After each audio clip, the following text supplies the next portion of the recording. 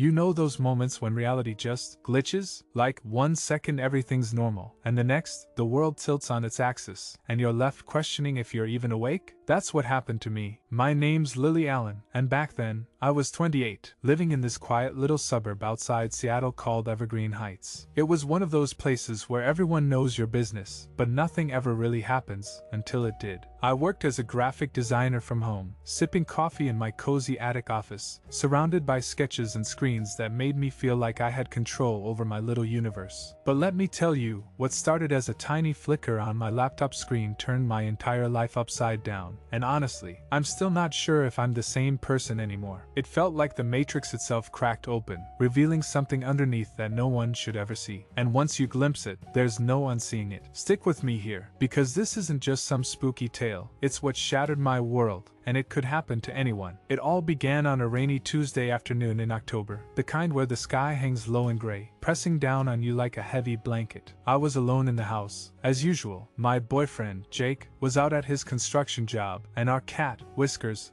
was curled up on the windowsill, staring out at the drizzling world. I just finished a client project, a logo for some startup, and decided to take a break by scrolling through old photos on my phone. That's when I noticed it first, a weird lag. My screen froze for a split second, then jumped ahead, like it had skipped a frame. I shrugged it off. Tech glitches happen, right? But then, as I swiped to a picture of Jake and me at the beach last summer, the image shifted, just subtly. His smile looked a tad wider, his eyes a shade darker. I blinked, thinking it was the lighting or my tired eyes playing tricks. But no, when I looked again, it was back to normal. A chill ran down my spine, the kind that makes your hairs stand up, but I laughed it off. "Lily, you're working too hard," I muttered to myself, setting the phone down and heading to the kitchen for more coffee. The house was old, built in the 1920s, with creaky wooden floors and walls that whispered when the wind picked up. Evergreen Heights was full of homes like that, nestled among towering pines that blocked out the sun even on clear days. I'd moved there 2 years earlier after my parents passed in a car accident. Nothing dramatic, just a slippery road and bad luck. It left me with a small inheritance and a need for solitude. So I bought this place, thinking it would be my fresh start. Little did I know it was more like a trap waiting to spring. That evening, as the rain pattered harder against the windows, I sat back at my desk and opened my laptop. The screen flickered again, this time more noticeably. My desktop background, a serene forest scene, seemed to ripple, like water disturbed by an invisible stone.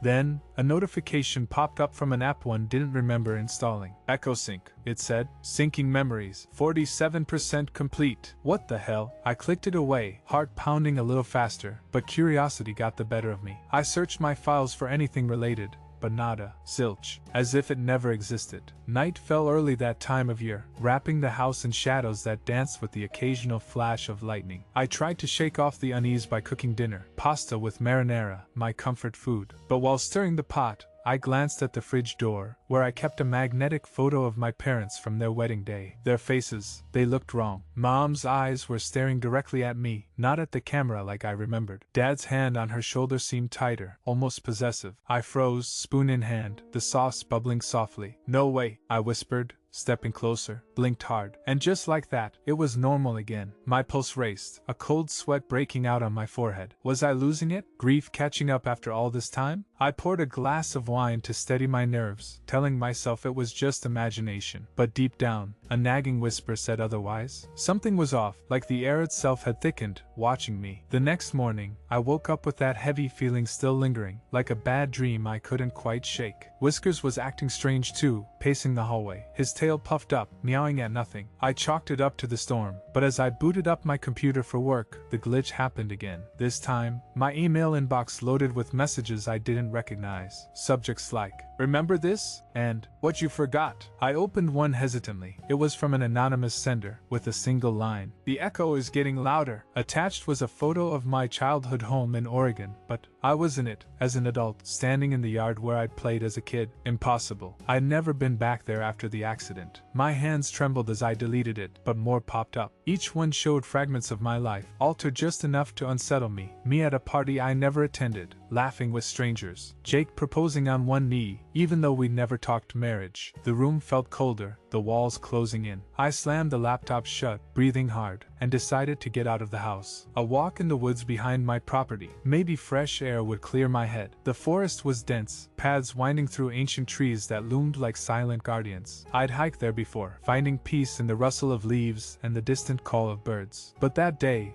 everything felt amplified. The mist hung low, swirling around my ankles, and I swore I heard whispers in the wind, faint, indistinct, like voices murmuring my name. Lily, Lily! I stopped, heart thudding, scanning the trees. Nothing, just paranoia, right? I pushed on, but then I saw it, a clearing I didn't remember, with a stone marker in the center, etched with faded symbols that looked like circuits or runes. As I approached, my phone buzzed in my pocket. Pulling it out, the screen glitched wildly, pixels scattering like insects. When it stabilized, the background had changed to a mirror image of the clearing, with me in it, right there, in real time, but my reflection, it was smiling back while I wasn't. I dropped the phone, stumbling backward, the world spinning. What was happening? Was this some virus, or something far worse? Back home, I barricaded myself in the living room, curtains drawn, lights on full blast. Jake wouldn't be back until late, so I was alone with my racing thoughts. I tried Googling echo sync on my phone, nothing useful, just tech jargon about data mirroring. But as I scrolled, the search results began to warp. Articles about reality glitches popped up unbidden, stories of people vanishing after seeing impossible things. One headline read, "The Echo Effect, when your life replays wrong." I clicked, devouring the words. It described a phenomenon where digital devices start reflecting alternate versions of reality, pulling users into a loop they can't escape. Pseudoscience, I thought, but my gut twisted. That night, as thunder rumbled outside, I heard it for the first time, a soft echo in the house. Not just rain, footsteps upstairs, in my attic office. Slow, deliberate, like someone pacing. Whiskers hissed, arching his back. I grabbed a flashlight, creeping up the stairs, every creak amplifying my fear. The door was ajar, though I'd closed it. Inside, my laptop was open, screen glowing. On it, a video played, a live feed of the room, but empty except for a shadowy figure in the corner, watching. I backed away, slamming the door, my mind reeling. This wasn't a glitch. It was something invading my life, mimicking it, twisting it. Over the next few days, the anomalies escalated. Mirrors in the house showed reflections that lagged behind my movements, like I was out of sync with myself. Objects moved slightly. A book on the shelf shifted pages, revealing notes in my handwriting that I never wrote. It's closer now. Jake noticed my distraction when he got home, asking if I was okay. Just stressed, I lied, not wanting to sound crazy. But alone, I'd catch glimpses. A face in the window that looked like mine, but older, weary. The whispers grew louder at night, echoing my thoughts back to me, distorted. "Why did you leave us?" they'd say, sounding like my parents' voices. Grief, or something pulling strings from beyond? One evening, as dusk settled, I ventured back to the forest, drawn by an inexplicable pull. The stone marker was there, humming faintly now, vibrations under my feet. Touching it sent a jolt through me, visions flashing, alternate lives, paths not taken, me married young, me alone forever, me gone. Pulling away, I ran home, but the house felt different, warmer, almost welcoming in a sinister way. That night, the ultimate glitch hit. I woke to my phone ringing at 3 a.m. The caller ID, Lily Allen, my own number. I answered, voice shaking. Static crackled, then a whisper. "I'm waiting." The line went dead. Looking up, I saw it, my reflection in the bedroom mirror, but she was sitting up while I lay down, eyes locked on me with an knowing smile. From then on, the boundaries blurred. I'd find duplicates of items, 2 identical coffee mugs, one slightly warmer as if recently used, footprints on the carpet that matched mine but led to nowhere. The Echo Sync app reappeared, now at 72% complete. Deleting it did nothing, it respawned. I started documenting everything in a journal, hoping to make sense of it, but the pages would fill with echoes of my entries, slightly altered. "It's not a glitch, Lily, it's you." Paranoia set in. I avoided screens, mirrors, anything reflective, but the forest called me back, whispers urging me deeper. One foggy morning, I followed a path I'd never seen, leading to an old cabin hidden among the trees. The door creaked open on its own. Inside,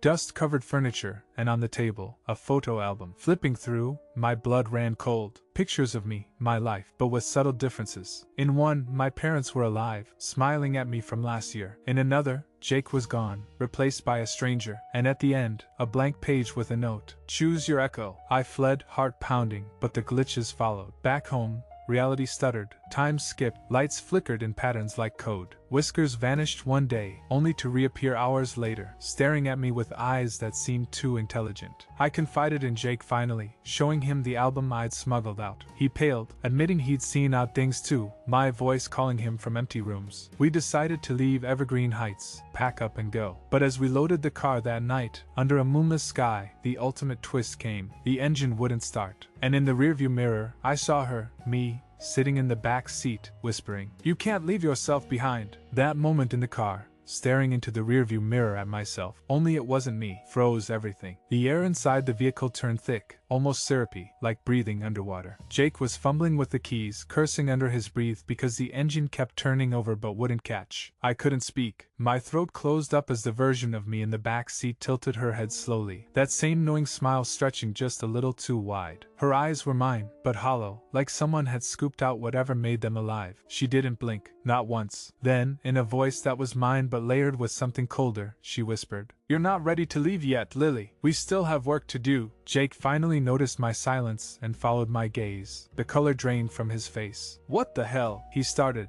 twisting around, but the seat was empty. Just our packed bags and a couple of boxes. He looked back at me, confused, scared. "Lil, what did you see?" I couldn't answer right away. My mouth was dry, my heart hammering so hard I thought it might crack a rib. I told him, voice shaking, that I'd seen myself. He tried to laugh it off at first. Nerves, exhaustion, the stress of everything weird that had been happening. But I could tell he didn't believe his own words. He'd seen things too, even if he hadn't admitted the full extent. We abandoned the car that night, went back inside the house, and just sat on the couch holding each other until dawn, either of us sleeping. The next morning, we decided we couldn't stay another night. Jake called in sick to work, and we planned to rent a truck, get a motel in Seattle, anything to put distance between us and Evergreen Heights. But when we stepped outside, the car started on the first try. No hesitation. Like nothing had ever been wrong. Jake looked at me uneasily. I felt that same pull in my gut, the sense that something was toying with us, letting us think we had control when we didn't. We loaded up again anyway. As we pulled out of the driveway, I glanced back at the house. In the upstairs attic window, I saw her, me, standing there, hands pressed against the glass, watching us go. She raised one hand in a slow wave. I didn't wave back. We made it about 10 miles down the winding road through the forest before things started unraveling again. The radio, which had been playing some old indie station, suddenly cut to static. Then a voice came through.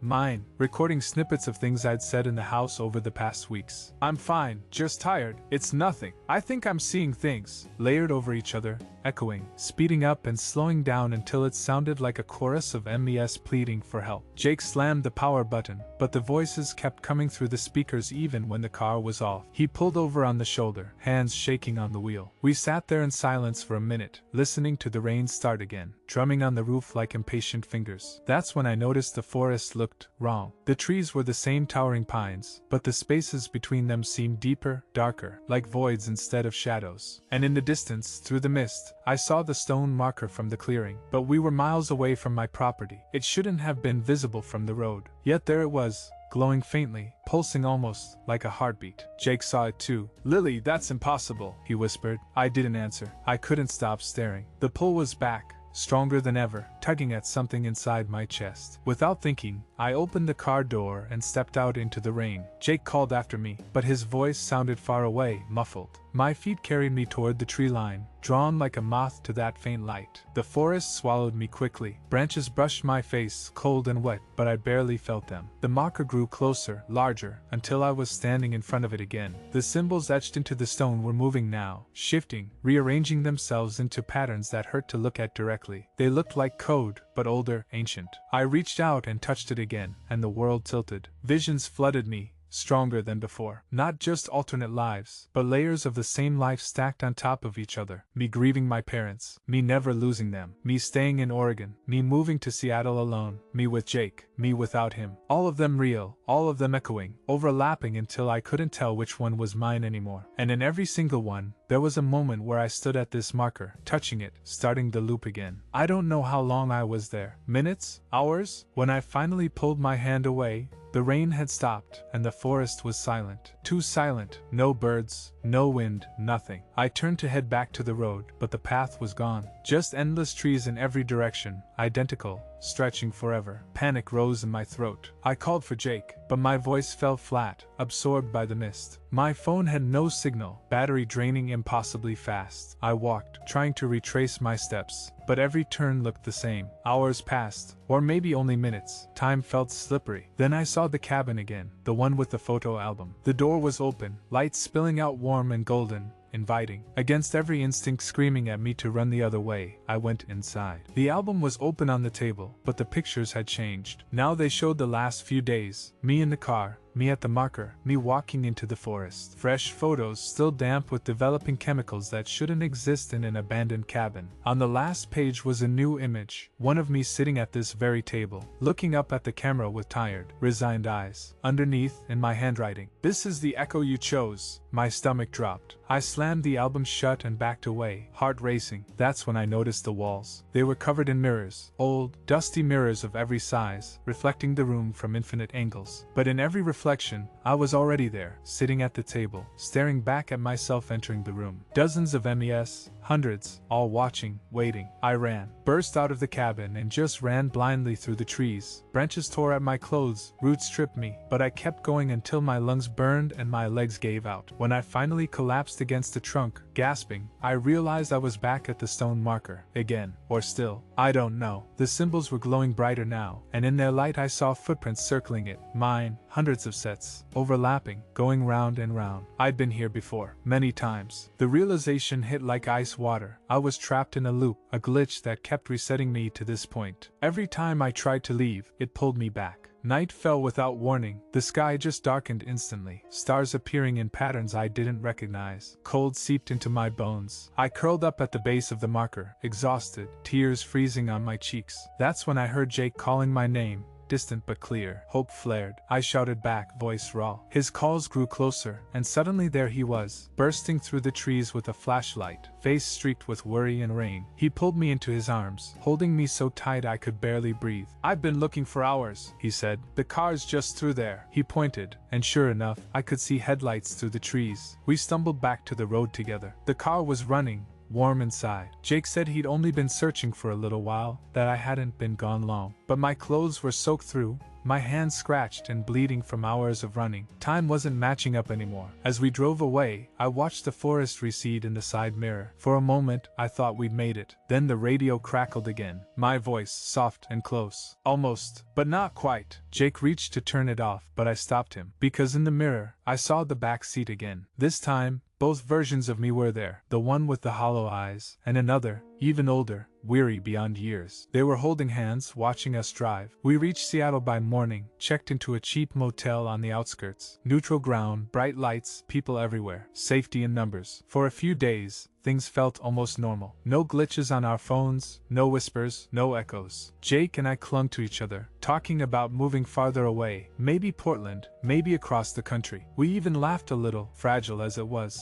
but I couldn't shake the feeling of being watched. Every reflective surface, shop windows, puddles, the bathroom mirror, made my skin crawl. I started covering them with towels, avoiding eye contact with my own reflection. Then, one night in the motel, I woke up to find Jake sitting on the edge of the bed, staring at his phone. The screen illuminated his face in cold blue light. "Lil," he said quietly, "you need to see this." He turned the phone toward me. It was a video, security footage from the motel lobby, time-stamped an hour earlier. In it, I walked through the lobby, down the hall, and into our room. But I'd been asleep beside him the whole time. The figure on the screen wore my clothes, had my hair, my walk. When it reached the door, it paused and looked directly at the camera, smiled. Then the video glitched, pixels scattering, and when it cleared, the hallway was empty. Jake looked at me with something new in his eyes, not just fear, but doubt, like he was starting to wonder which one of us was real. That doubt in Jake's eyes was the beginning of the fracture, not just between us, but in everything I thought I knew about my life. We stayed in that motel for another week, pretending the security footage was some kind of hack, a prank, anything but what it clearly was. But the glitches didn't stop just because we'd changed zip codes. They followed, subtly at first. The motel's ancient TV would flicker on in the middle of the night, showing static that slowly resolved into home videos. Clips of me as a child, running through the yard in Oregon, laughing with my parents. Except in these versions, there was always an extra figure in the background, another me,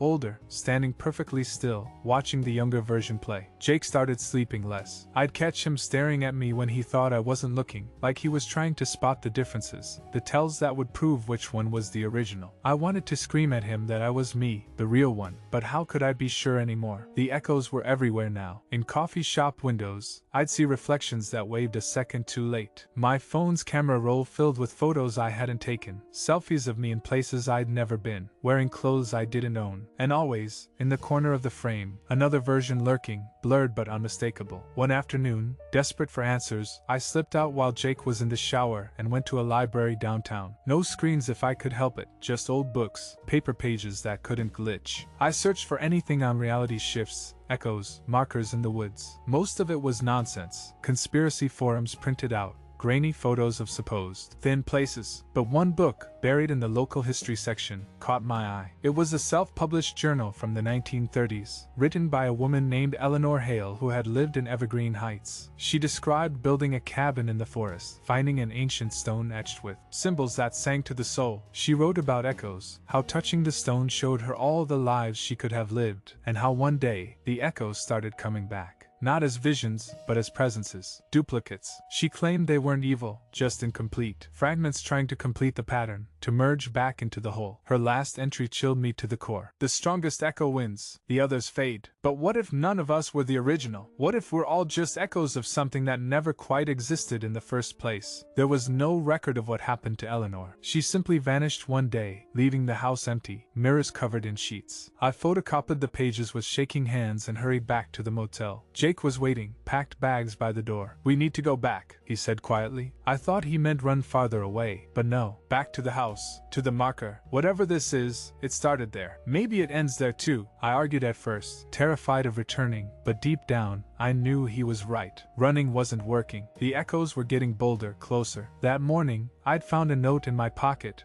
in my handwriting. "Come home, Lily. We're waiting to finish this." We drove back to Evergreen Heights under a heavy sky, the kind that promises snow but never delivers. The town felt unchanged, yet off, like a photograph left too long in the sun. Colors faded just enough to notice. Our house loomed at the end of the cul-de-sac, windows dark. But I swear I saw curtains twitch as we pulled in. Whiskers was sitting on the porch, staring at us with those two knowing eyes. He didn't run to greet us like usual, just watched. Inside, the air was stale, thick with dust we'd only been gone a short time to accumulate. But things had moved. Furniture shifted slightly, books rearranged, and on the kitchen table, the photo album from the cabin, open to a new page. A picture of Jake and me in the motel bed, asleep, taken from the foot of the room. Underneath, almost complete, 98%. Jake's face hardened. "We're ending this tonight." We grabbed flashlights and headed into the forest as dusk fell. The path to the clearing appeared without us searching, like the trees parted just for us. The stone marker stood there, glowing brighter than ever, symbols swirling in frantic patterns. Around it,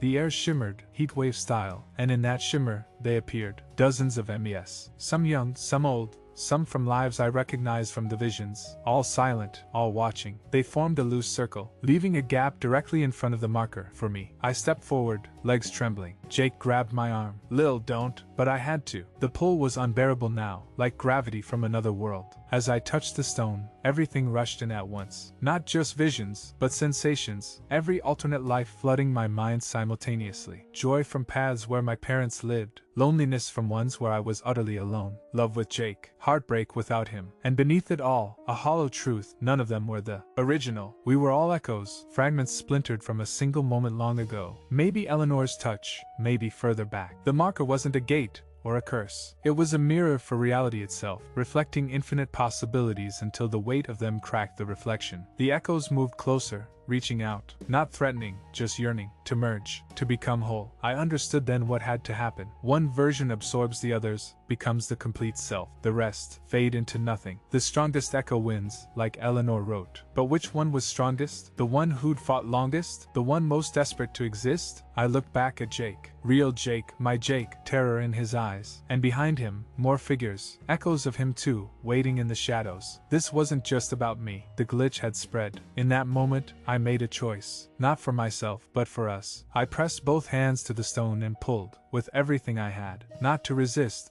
but to accept. to draw them all in. Pain exploded behind my eyes as the echoes rushed toward me, through me. Memories that weren't mine became mine. Emotions layered until I couldn't tell where one ended and another began. I felt myself expanding, filling with all the lives I'd almost lived, all the versions I'd become. When it stopped, the forest was silent again. The marker dim, symbols still, the echoes gone. Jake stood there, alone with me. "Lily?" he whispered, uncertain. I smiled, really smiled, for the first time in months. Because I was whole now, complete. Every possibility folded into one. But as we walked back to the house, hand in hand, I caught my reflection in a puddle. For just a second, my eyes were deeper, older, knowing things no single life should know. We've lived in evergreen heights ever since. Sold the idea of leaving. It felt pointless after that night. Jake doesn't talk about what happened anymore, and I don't push. Life feels normal on the surface. I work, we hike, whiskers curls up on our laps. But sometimes, in quiet moments, I feel them stirring inside me, the other lilies, whispering possibilities, reminding me of what I absorb. And every so often,